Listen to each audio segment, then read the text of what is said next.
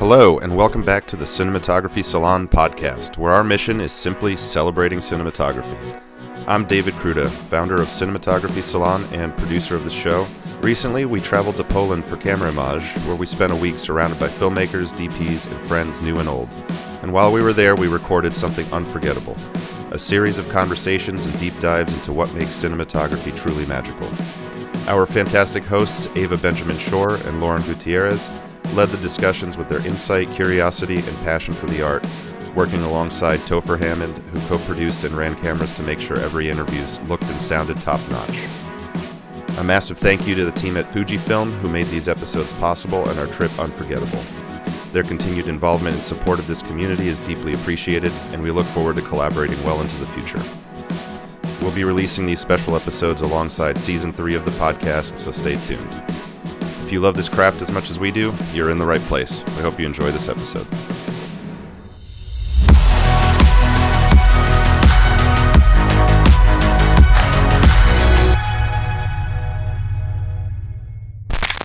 Hi, everyone. Welcome to a special edition of the Cinematography Salon podcast. For the next several episodes, we will be recording in Torun, Poland during the 32nd annual Camerimage Film Festival.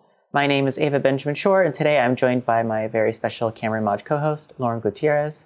For today's episode, we would like to welcome Santiago González, cinematographer of Los Frikis, playing in the director's debut and cinematographer's debut categories at this year's Camerimage. Yeah, one of the first things I was curious about, knowing the subject matter of the movie, is thinking, there's no way they actually were able to shoot this in Cuba. Yeah. It's, too censorious and all of that. When you're making a film that's critical, obviously, of the regime. So I was curious about principal photography taking place in the DR, because a couple sources say, you shot principal photography in the DR, but Cuba is also listed as a country of production on the Camerimage website. So I was wondering what, if any, was shot in Cuba, and how did you approach playing the DR for Cuba? Yeah, we tried to go to Cuba and film.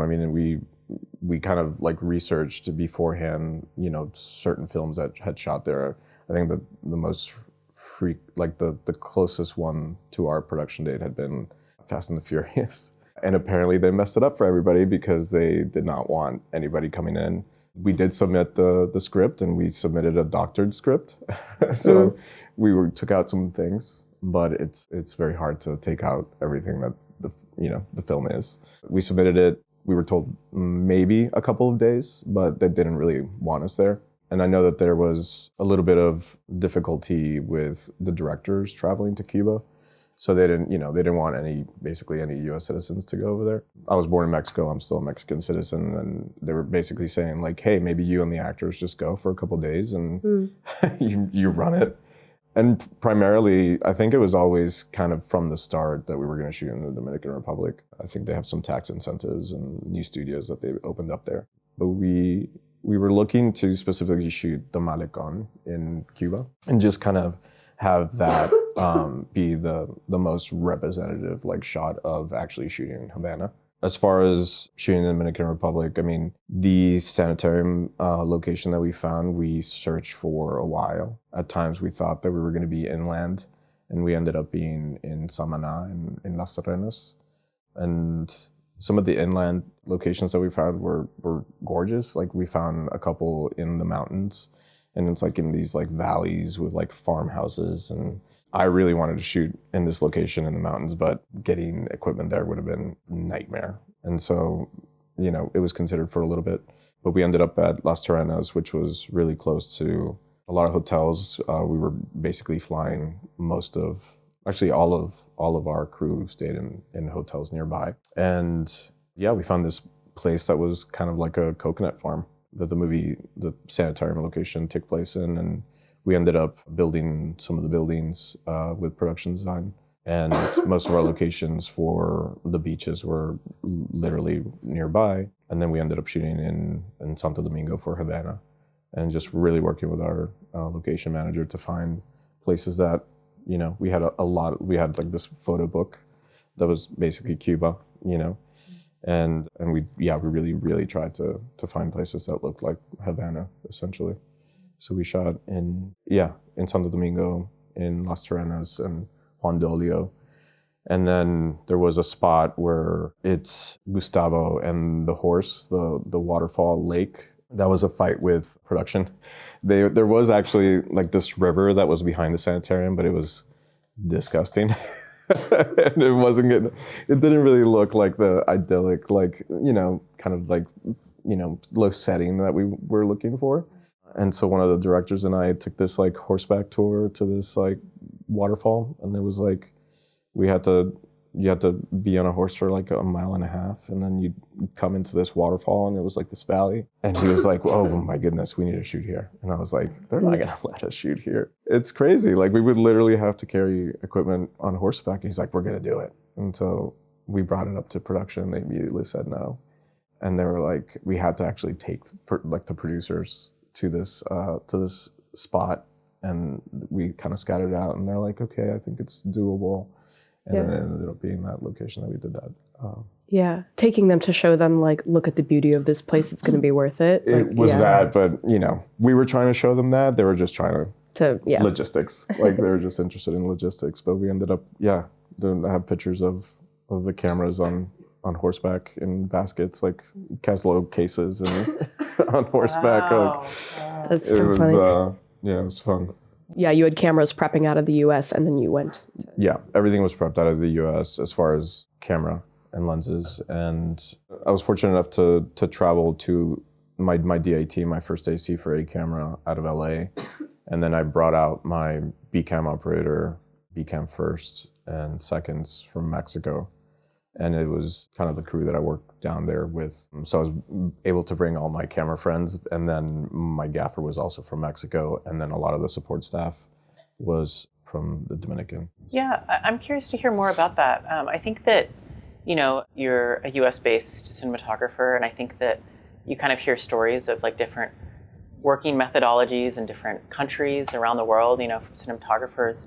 Given that you kind of had like a mixed crew of US, Mexico, Dominican Republic crew, did you find that there was any methodology or working or certain types of ways that they did it in the DR that were maybe different from how you were used to doing it, that you guys maybe had to adapt or teach them how to adapt to, even like structural, who's in charge of lighting versus gripping, Yeah, I mean, there was definitely that for sure. On the G&E side, the gaffer is the key grip and the gaffer. He just has support staff. So he is, the leader of G&E, basically. Yeah, so my gaffer was somebody that I'd worked with out of Mexico, and he kind of just took over everything. So whenever we didn't really have a lot of budget, so there wasn't anything on the grip side that was extensive, besides, bounces. And so in Mexico, they use scaffolding instead of like bigger stands. So they just build they just build this like pyramid of scaffolding to get a light very high up. And so that was kind of crazy. Yeah. But they do it so fast, it's insane. And I think they're just used to it, And so whenever I'd be like, oh no, I need that height, like I need the height like on this light. And they'd be like, okay, cool. Give us 5 minutes. And it's just like, what? And so were you carrying scaffolding on a truck or something? Yeah. Wow. Yeah. So but I didn't know that. Like, it was just like, we were getting all of our equipment as far as G&E, we were getting it out of Santo Domingo.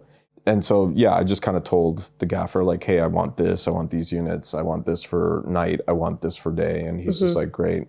And then he kind of, kind of filled out the package. And I think it was like the first time that I was just like, hey, I need, I'm going to need that 360 for moonlight. And he's like, oh yeah, no worries. And then it was just like, it's like Legos. That's so wild. Right. Because maybe like you're not checking the list, but you're guessing in your mind, they'll have Roadrunners, or they'll have this or that. Yeah, and they'll have Long Johns or whatever. And it's just like, nope. It was just like, but it was so fast. It's incredibly fast. I don't know if you guys have worked in Mexico before, but it's amazing. Like the Mexico City crew is top notch. They don't do it like we do, but it works. Yeah, and you have the advantage of being a Spanish speaker, of course, which I'm sure helps. Yeah, it got a little messy because switching from Spanish to English, because bringing my two guys from LA, and then just like trying to quickly say something to them, and it, some of my crew knew English as well, some of them didn't, and so just like the switching between English and Spanish was wild, and then like the crew kind of taught each other their own languages, and so that was awesome. And yeah, it was really fantastic crew. Yeah. I'd love to know a little bit more about like your prep and scouting process. You talked about like the Cuba photo book. I'm curious, like if you had been to Havana yourself or had any kind of personal reference for like the lighting, the color palette, the textures, the things that you needed to kind of make sure that you were like faithfully replicating, or just more about that prep. Yeah, I mean, we had Cuban photography books, and I think that, you know, just by looking at them, there's a lot of color there. And we wanted to make sure that that was represented in the film. And we ended up like painting a lot of buildings in Santo Domingo. And, you know, we wanted to make sure that the palette of the cabins where they lived in the sanitariums were also kind of bright and poppy. But as far as, you know, like a look, it was, I think like, it was like a very elevated documentary is what I was kind of going for. It's just like, I wanted it to feel like real life, but like a very beautiful real life. And I think one of the things that we were talking about from the start was that they really wanted to concentrate on not making like a movie that felt punishing. It was like they wanted to celebrate like the freedom and the found family that they find in the sanitariums, and they wanted to, you know, kind of celebrate the emotion and the hope and still have some of that tragedy be present, but not just to make it feel punishing for the audience. And so I think, you know, we really wanted like a kind of like a saturated palette, and we wanted to make it feel idyllic even though you're seeing such a tragic thing happen. We knew that we also wanted to shoot handheld from the very beginning, because I wanted to kind of feel very real, like the camera's a person with these people reacting to them during the scene. So those were kind of our main references. Yeah, I mean, Robbie Ryan's work was a reference as well. Just like the handheld and, you know, just like the feeling of making it feel real and not so staged and lit. Yeah. You know, it's interesting. We actually, the first person we spoke to is a cinematographer who has a film here, Rachel Clark. Oh, yeah. Yeah, and she worked for Robbie Ryan on a few films. So yeah, that's awesome. We actually spoke with her about that too. Very cool. I was trying to make it, because her film is today, right? I think it's today. I don't know. We watched the screener. I know, we have the weirdest schedule. I don't know what anything. Yeah, I think there is a screening of it today, and she said there was one yesterday. At 8 p.m., I think. But yeah, I'm excited to see her film. Yeah, she's a very good handheld operator. Yeah. You'll notice when you see it. Yeah. I love handheld work. It's like my jam. I mean, you're so good at it. It's so awesome. Yeah. It's the best. Yeah. There's a lot of scenes where the editing is very fast paced in the movie. It's like wide, cut in, wide, next scene. You know, it's like so fast. And I was just wondering if the shooting was also fast paced. Yeah, it was. It was pretty fast paced. Like they, you know, the directors, Michael and Tyler, they don't do many takes. It was definitely fast paced. I mean, one of the things that we wanted to, they were very helpful in helping me, like, you know, like whenever it was like determining time of day for scenes, especially because I wasn't lighting a lot of the exteriors. You know, we had like I had worked with the AD to make like a very strict schedule of like when we were shooting certain scenes, so that, you know, the sun did most of the work and we didn't really have to do much to it. And they really kept to their word. Like it was, we would have, I would say probably around 4 or 5 takes for every scene. And that's including all the coverage because of me just like going in and finding, you know, this, like the scenes essentially. There was we didn't have rehearsal time. Like we didn't get our cast until 3 days before principal photography because they couldn't get out of Cuba. There was a moment where I remember going to Michael and just being like, hey man, if they don't get out, like what are we gonna do? Yeah. And he's like, we're not making the movie. And I was like, wow. Like I've been here for a month and a half. Like, what? And he's just like, yeah, I mean, it needs to be these people. This cast. This cast. We cannot make it with people from a different country. It has to be Cubans, which is obvious.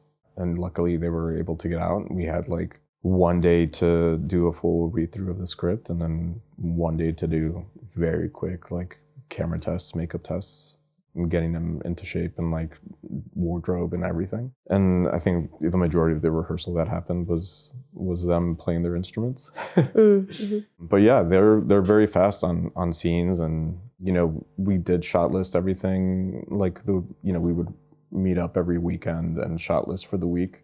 So we definitely had an idea of what we wanted in every scene, but they're very adamant of not telling actors where to stand or blocking. So there's never any tags on the floor, like any marks on the floor, because they just wanted them to feel completely free and playing the scene. And in reality, that's just kind of how we worked it out. So like the scene would start and I would just try and find it. And they would, we'd stop the scene and be like, okay, like we like when you go over here, we don't like this so much. And so like I would kind of like concentrate on that side and making sure we had wides and mids and medium shots and close-ups on the one take. And then they ended up, I think it was Tyler, they ended up coming up with this thing that we would do right at the end of every scene. And he called it the Santi special, which is like covering the scene with one camera in one take. And so during those takes from the previous coverage, I would remember like, oh, Paco kind of looks to this person like right before he says this line or whatever. And then I would remember that for the Santi special. So like I knew it was coming up and it's like, oh, motivated, and like it would motivate me to go over here and like, like, oh, he picks up his hand when he's about to say this, and like that would motivate the camera. And I think there was like, one or two of those kind of, I think they were kept in the film. But as far as like quick takes, we shot a lot that didn't make the film. And I think that they didn't want to lose those scenes. And so it was like two shots and you're out. Yeah, were you picking specific lenses or camera? Did you make a camera choice based off like knowing that you might be working at that pace? Like were you just like, let's do a zoom and I'm just gonna like feel it out, or you were doing primes? And I didn't want to use zooms. Yeah. Like I think if I used a zoom, it would take, like you would know, like it would take you out of the scene.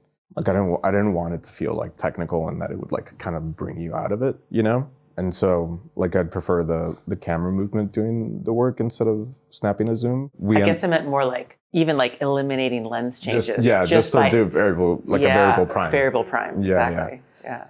No, I was like, it was just like, I knew it was going to be the Sony Venice. At the time, it was the Venice 1. And I knew it was going to be the K35s and the FDs because I know those lenses are probably overused, but I just wanted that texture and like that feel and those flares and the warmth, especially because we were going to be shooting in Cuba. Like it needed to feel like warm and it also needed to feel like punk, like it needed to feel dirty. And so a camera was the Sony Venice with a Rialto and like a backpack rig, and sometimes I just like drop the rig on the ground and I would just be, carrying the Rialto. And we made this like shoulder rig for the Rialto, and I was like on an ergo rig, so like I'd sometimes clip it onto the ergo and do this, and then pop it off and put it on my shoulder. And sometimes I just muscle it, and because I knew it was going to be like I'd be going up and down. And then the B camera was the Sony Venice full configuration on a CG.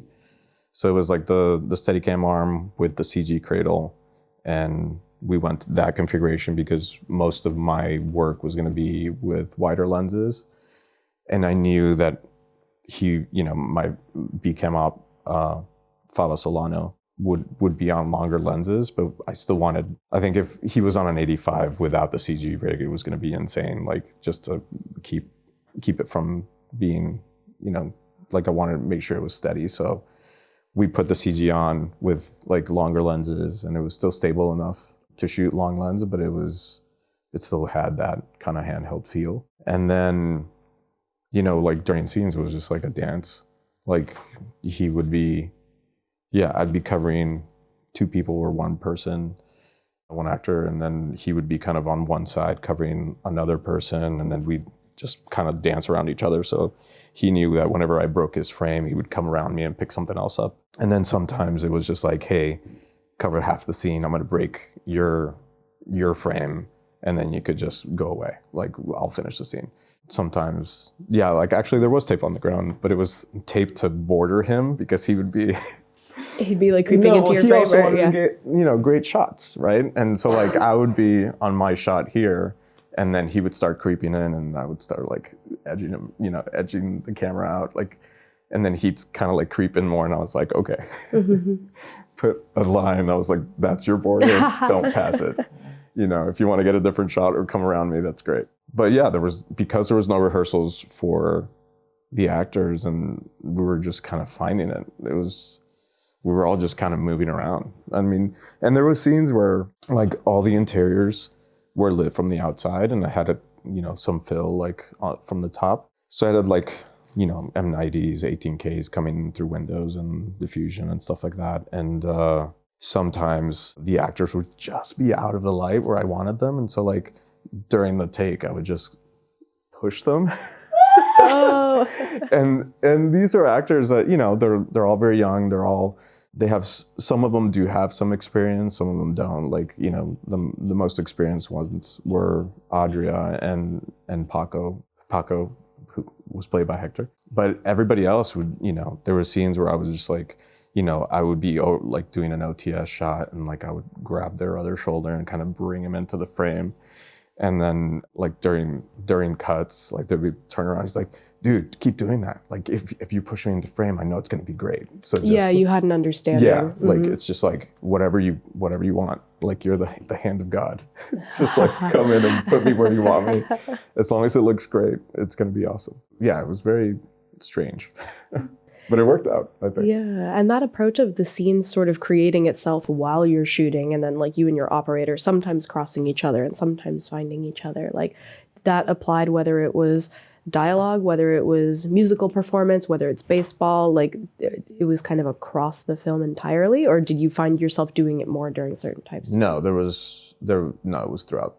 Like I wanted to make sure that it was throughout, and I think like probably like the first week was the toughest week, just because it was just kind of like understanding like our visual language and understanding how this type of filmmaking would work, and then it's just me and Faba like understanding like our kind of like our perimeters, and like we'd be operating and I'd be like kind of like looking at where he was, just to make sure that everything kind of was working, and then even during takes I'd be like, no, get closer, But after the first week, it was pretty seamless. Like we ended up kind of understanding that like this was going to be how we were shooting it, and yeah, just kind of like trusting that way of shooting, and me trusting him, because there wasn't a lot of time for us to check dailies during the day, but like at the end of the day, we would kind of check both cameras, and I knew what I'd shot, but I didn't know what he'd shot sometimes, and so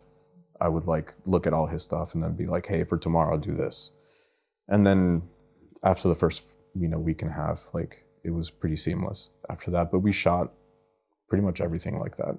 Yeah. I think the results, it really shows like the whole, like the movement throughout is so kinetic and feels so organic. It's awesome. Yeah. I'm curious about like some of the tools that you might have used during the baseball scene in particular. Yeah. Cause that's like, it has some like faster camera movement and some faster action, of course. So like were the tools that you described, were those also employed during baseball, or were there additional things brought in to move the camera that quickly? Yeah. I'm sorry I laughed during your question. No, yeah. It is because it's so funny. You're going to laugh too in a second. So we did have like a gimbal, like I forget which gimbal we had, but we did have like a gimbal that we brought on specifically for like the motorcycle scenes. So like the gimbal was used as a remote head for those scenes, and we'd put it on the process trailer. But specifically for this one, I shot it the way that I was shooting everything else, and it was just me running behind these people as much as I could. There was a lot of running. And but there was at one point I just ran out of gas. I was like, I can't do it. It was like so hot that day, and it was just ridiculous. And then, we shot a fair amount of that baseball scene. And I knew the CG, if I couldn't do it with Rialto, the CG was impossible. And so I was like, okay, like this is the one time that I need like some sort of like dolly or something like that we can kind of roughly push, with the actors. And so we thought about using the wheelchair. Maximo's wheelchair. Oh my God. But unfortunately, Maximo was in the scenes. So it was just like, okay, we're not going to use that. And so I was kind of like, just like looking around and I saw a sandbag cart. So we strapped like a piece of speed rail to make the sandbag cart longer. And then they made me like a little platform on the sandbag cart. We put the gimbal on top of that, rigged it somehow. I actually don't remember. I think there is a picture I have to find somewhere. And we put the gimbal on that. And then I kind of stood back and I was just remote operating. And there was just like 4 people just pushing the sandbag cart as fast as they could. And that's how we got the shots. Whoa. That's so awesome. It looked ridiculous. I was like, I don't know if this is going to work. I think it might. And yeah, I mean, give it to the Venice. Like, I mean, we were shooting 6K. It was going to be 4K delivery. So we had a little bit of stabilizing room. But yeah, it was so silly. And yeah, I remember Tyler being like, what the fuck is this, dude? I was like, this is what's going to get the shot. Yeah, that must be a little scary for a director to be like looking at, like watching that kind of thing being assembled, but the results are the results. Yeah. So yeah. It was, no, I got to say, it's like, it's so like I feel so lucky to have connected with Michael and Tyler. They're incredibly trusting, like, of the collaboration. Just like they don't care what anything is going to physically look like while you're shooting it. It's just like, they just want the results, and they're like, hey man, I don't know, if this is going to work, it's going to work. We hope you're enjoying the episode, and now for a quick word from our sponsors. We'd like to extend our gratitude to Fujifilm for their continued support of this podcast and for helping us take the show all the way to Poland. Be sure to check out GFX 102, which is the latest camera in an incredible 90-year legacy.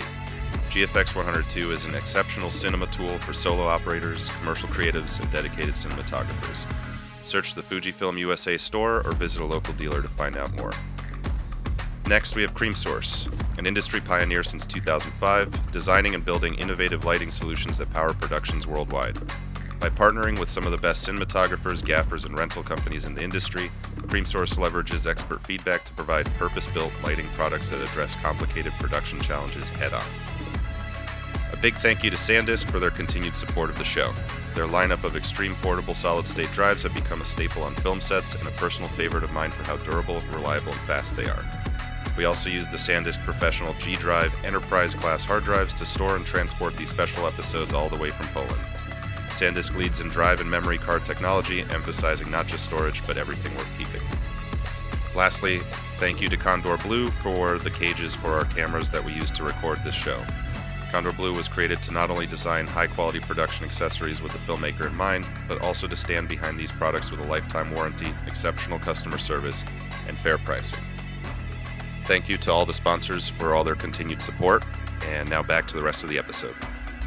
Tell another funny story is like Tyler, at the beginning, we were scouting, and I had my phone out a lot with the Artemis, and I was just taking a bunch of frames, and we were kind of like running through scenes with like him being an actor in it before anybody got there. And I remember I kept showing him these frames from the Artemis and him being like, yeah, that's cool. And I was like, what the fuck? Like, he's not liking any of it. Like, I don't know what's going on. And I would show Michael, and Michael would be like, dude, that looks so sick. That's going to be it. That's going to be awesome.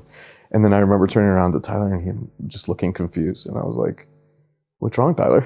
Look, you're not liking any of it. Can you explain? And he's just like, yeah, it just doesn't look very good. And I was like, Tyler, you realize that this is just an app. Like, it's like there's no depth of field. Like, this is just there's like no lighting. reference for composition. And he's like, oh, okay. Yeah, that's going to look sick. And I was like, what?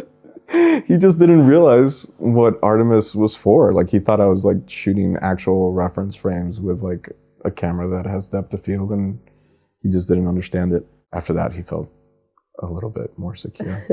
Yeah, what's interesting is I've worked with a few director duos, and I think working with them can be an interesting experience in learning what they maybe focus on a little bit more, you know, and kind of like trying to like read both of their body languages and like kind of create that dynamic. Like, was there anything, like, was it your first time working with a directing duo?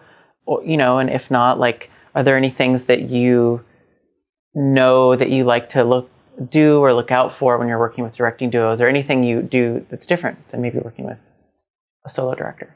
I mean, I think it's kind of, working with director duos, I think it's kind of like speaking their language, right? And I think that there's some, like Tyler and Michael were like, it's a very easy process because Michael is more of the technical behind things. He used to be an editor. He was the only one that cared about what lenses we were shooting, what camera. We had like in-depth conversation. He's extremely smart, knows everything about cameras. And so we had like in-depth conversations about how we were going to shoot it, what lenses. And Tyler doesn't care. He used to be an actor. So he just cares about performance and working with the actors and making sure that it feels genuine. And so it was kind of like it was very easy working with them, specifically because they both had their kind of like their separate departments. And I think it's like a perfect yin yang. Yeah, I mean, I think it's just figuring out how they work together and what they care about. And that's like basically just speaking to them about that, you know, maybe having different conversations. But as far as director duos, I haven't really worked with director duos before. I mean, maybe at times with music videos. And I guess music videos, really, it's like the artist and the creative director are really the director duos, you know? So, and you're kind of talking to the artist about what they want, and the creative director has a little bit more visually of what he wants or she wants. And then the artist, like working with Beyonce, like Beyonce knows exactly what she wants. And the creative director is there to kind of like supplement that, supplement what she's saying and to talk a little bit more about the camera work that she might not be versed in, but she knows exactly what she wants. Yeah. She's one of the few people that is just like, hey, that light's not in the right place. Yeah. Like, I know what you want. Yes. We'll go higher with it. Yeah. But that's how I worked with them. And they were, I could not say more about how incredibly trusting Michael and Tyler are. And I think that, that trust let me be like a little bit more free. And I think it shows in the work. Well, you kind of touched on this a little bit, that like you were talking about color and how the style of the film had to be like punk and like elevated documentary. And I love all the sodium vapor work. Like there's so much great work that appears to be a mix of like, it's a mix of like stuff that seems like it was available on location and then stuff that maybe you supplemented or added. And I would just love to know more about that approach to creating sodium vapor in the night exterior scenes in particular. Yeah, like as far as the sodium vapor, like, sometimes we were kind of just using sky panels and vortexes to kind of get that look.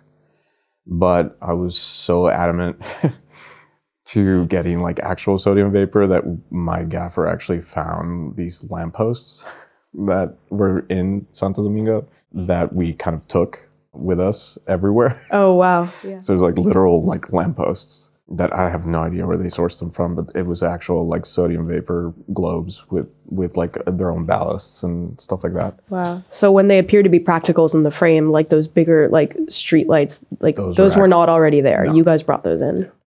I've never heard of anyone doing that. Yeah. That's so interesting. Because I did feel like, like as good as the sky panel, like sodium vapor, look is, it still like doesn't feel right to me. Yeah. And so I really was like trying to look for sodium vapor globes. And so like, I think we ended up sourcing some in LA and got sent to us. So like some of that road leading to the sanitarium was those posts. And some of the posts that we found in Santo Domingo, I thought looked a little out of place. And so I would put those further away. So like you kind of see the shape, but it doesn't feel like that doesn't belong there. That's like a street light, like from a city. And so some of the globes that we were able to get, I put those much closer to the frame and then put the big lamppost that we had further out. Mm-hmm. And then the rest was just, a mix of like the vortexes and the sky panel, kind of like the HSI look. Yeah, and your gaffer was matching them in HSI mode? Yeah. Cool. And just like as best as possible. Yeah. Yeah. But yeah, I see what you mean. It's like you do have the need to bring in an actual one of those lights at some point, because then you're also talking about a point source versus a panel source. And like then you get into these problems of quality. And yeah. And, just thinking, Cuba in the 1990s, like it just needed to feel as real as possible. And then just, like the point source and the sky panel looks completely different. So I think a lot of the sky panel work ended up being closer to camera and out of frame. And then the point sources obviously were in frame. Yeah, right. Or that quality can make sense as if it's sodium vapor bounced off a wall or something. Yeah. Exactly. What about the day for night stuff with the scene on the raft? What were the discussions like leading up to like the decision to do that? Yeah, so the day for night stuff wasn't meant to be day for night. It was written in the script as like dusk. And we were trying to get that during dusk, but we knew that there was no way that I was going to be in the water with a camera at night, where literally it's like in the middle of the night, and it wasn't going to work out. And so we knew that we were going to either shoot it at day and then try and continue some of that work at dusk. But it ended up being like, I think it was because of scheduling that we had to shoot it during the day. And so, for that stuff, it was mainly the sun. We got a little bit lucky because there were some clouds in there. So that broke up like the direct source of the sun. And then I ended up bringing up like mirrors and bounces to try and reflect that back. And then, I could not say better things about my colorist, Billy Hobson from Harbor. He killed it. It was, I think seeing that first version of the day for night, I was just like, oh, wow, okay. We did, it was fine. We did a good job. Yeah. So was he making improvements on like a day for night monitoring LUT that you were working with, or you were just monitoring your regular LUT and then in post? Yeah, regular LUT.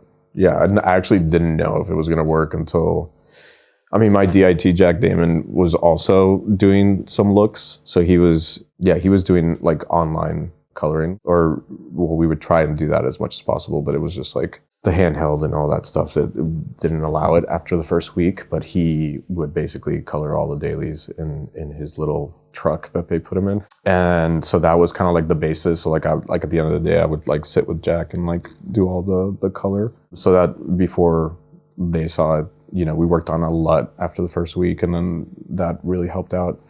But I would still do adjustments to Jack for every day or at the end of the week. And then we were feeding that to Billy, and Billy kind of just started his color work. But that day for night was a big surprise. Like it turned out better than I thought it was going to be. Yeah, I guess like another lighting related question. For the scenes where there's like speed ramping during musical performance, can you talk a little bit about the choice of units for that and what you planned for doing that high speed photography? Yeah, those ended up being cream sources, I believe. Yeah, I specifically chose those because of their high speed capability, and like we didn't really shoot that high speed. It was, I want to say, it ended up being like 120. And for that, I think we ended up getting an FX6. So those specific slow motion shots are an FX6. And we kind of just try and time it as best as possible with the cream sources through Genlock. And I think it worked out pretty well. But the speed ramping, they really wanted to, and like the use of slow-mo, they really wanted to show like the sense of freedom that they felt in their shows and in being in their own communities, So that was the effect for slow-mo. I gotta be honest, like I kind of fought it at the beginning because I was like, but it just feels like too music video-y, and like I don't know if I'm digging it. And they were like, no, it's gonna look great. And Michael was like adamant about it, and so like I think I dragged my feet a little bit. I'm sure he would say that, but it turned out to be great. Yeah, you feel differently now seeing it in the film. Yeah. I think of now. I'm like, dude, like it was such an obvious choice. Like I'm not sure why I fought it. Yeah, no, but there's always that push and pull, right? Like I feel like so many times, and it goes both ways too. I feel like so many times a director drags their feet on something that I might want to do, and vice versa. And then usually when you see the result, it's like, okay, you were right. Yeah. I think I think the reason why I fought it so much was just because everything else felt like, like the elevated documentary that we were trying to make. And like, I felt like the use of slow-mo was going to kind of pull us out of that. But, seeing that as the only kind of like slow motion section and just like the way it kind of, emphasizes the freedom and the joy that they felt like playing their music. And I think that it was 100% needed. Sure, like it's a flourish on the work, and it's not like something that like is baked into the entire movie. Exactly. And then to be clear, FX6 was the choice because of the higher frame rate capability. Correct. And then the Vortex is because of that syncing gen log. The cream sources, yeah. Yeah, or sorry, cream sources, yes. Yeah. I think just to kind of like wrap things up, I'm wondering if you have any personal touchstones for Latin cinema that influenced your work on this movie, or just your work in general. Yeah. I think it was like, actually, like funny enough that we talked about film school, like at the time that I was going into film school, there was like a little bit of like a resurgence or like a little bit of a revolution of Mexican cinema, and so like, or Latin American cinema. Mm-hmm. So that's kind of when you started seeing like Guillermo del Toro and like Rodrigo Pietro and Amenábar, Alfonso Cuarón, Chivo. All those movies like Amores Perros and Y Tu Mamá También kind of came out when I was in film school. And I think I would say that those were like very, very influential. Just the fact that like Mexican Americans were being able to make such like amazing independent film. And it was like, I would say it was like super influential. Yeah, and I still look up to all of those people. Yeah, and were there any films in particular that the directors were also bringing to you, and kind of like helping you kind of craft the like visual style or the tone that they were trying to set? Yeah, I mean, we spoke about Amores Perros specifically just because of the handheld, and it looks kind of like a documentary, like it's very gritty. So definitely spoke to them about that. We talked about it, Y Tu Mamá También, because it's kind of, same thing. It's like the camera kind of following them in their journey. And then we also spoke about like American Honey a lot, like Robbie Ryan's work. Yeah. Is there anything in particular that you're excited about that's, happening in cinema right now, or things that are kind of trends that you're seeing, or things that you're really excited about filmmaking or cinematography? I don't know. It's a hard question. We ask it to everyone. Yeah. You don't have to answer if there's nothing. If you're very bored with contemporary cinema, yeah, you can be critical.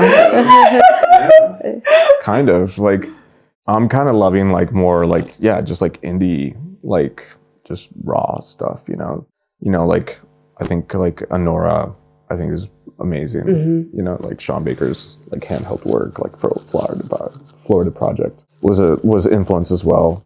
Well, let me ask you about this.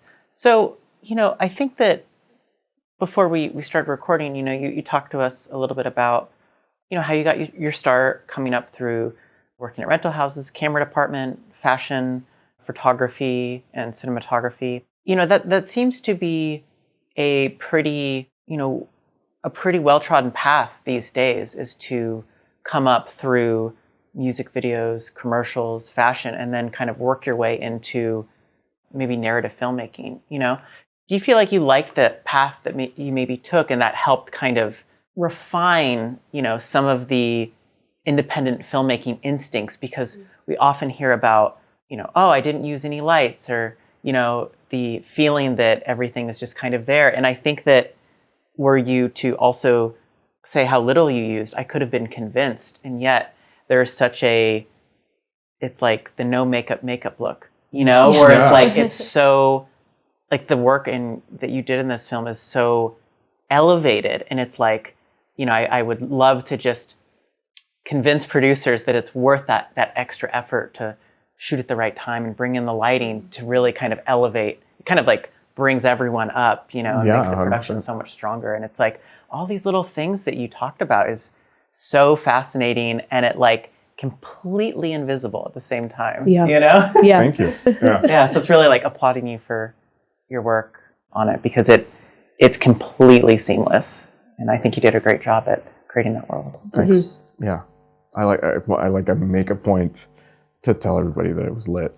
Right, yeah. You know, it was just like I don't want it to feel like it was like I did nothing and it kind of just fell into, you know, the scene or whatever, you know. But yeah, yesterday after the Q&A, somebody came up and was just like, yeah, so like, did you actually light any of it? And I was just like, yeah. Yes, yeah. Like a lot of it. Yeah. You know? Yeah. Yeah, it was, I think Jack, I gotta give like a lot of props to Jack, my DIT, and Billy. Billy was just, yeah. I had a little bit of a bet with Michael yesterday because he was just like, hey, he's like, how many of these camera people are going to say that it was shot on film, you think? And I was like, I think they'll know. And then like one of the first questions was like, did you shoot this on film? Because it looks like film, but it says on IMDb that you shot it digital. And I was like, yes. Yeah. But that was just like I think the look, and then, you know, Billy just working on like a specific grain structure. Mm-hmm. Yeah. And then like the theater here is amazing. And like I think that might have been the best that I've seen it. Is this the first time you've seen it screened theatrically, like outside of your colorist projection? No, I've seen it a couple of times, but it's all been like smaller festivals. Mm-hmm. So we've been to, I want to say like 15 festivals at this point. Yeah. But it's always like the smaller ones. So like it's always been kind of like the smaller screenings, you know, like showing it on smaller screens. And recently we've been doing some like AMC screeners, but I wasn't able to attend any of those. So it's like, this was like the first like theater, like actual theater. Yeah, it looked great. And the film does come out soon, right? Yeah, it's coming out December 20th in LA and New York. And then on Christmas Day, it goes out, but it's still a limited release. Yeah. Mm-hmm. Yeah. Oh, I'm excited for the world to see it. Yeah. Yes, yeah, and congratulations! And it has the screen it deserves now, which is so cool. I know, yeah. so good. Well, thank you for stopping by. This is a really fantastic conversation. Thank you. Yeah, it's Yeah. This episode was produced by Peter Pascucci, Ava Benjamin Shorr, David Cruda, Topher Hammond, and with original music by Out of Flux. We would like to extend our thanks to the Cinematography Salon community for supporting our efforts with this show. If you like what we're doing, please consider chipping in at patreon.com/cinematographysalon. Every little bit helps. Once again, we would like to express our gratitude to our friends at Fujifilm, Cream Source, SanDisk, and Condor Blue for making these special edition episodes a reality. As always, please follow us on social media at Cinematography Salon on Instagram, or visit us at cinematographysalon.com. There you can sign up for our email list to stay up to date with all of our latest efforts, including additional podcast episodes, in-person events, and more. Stay tuned, and we will see you next time. Thank you.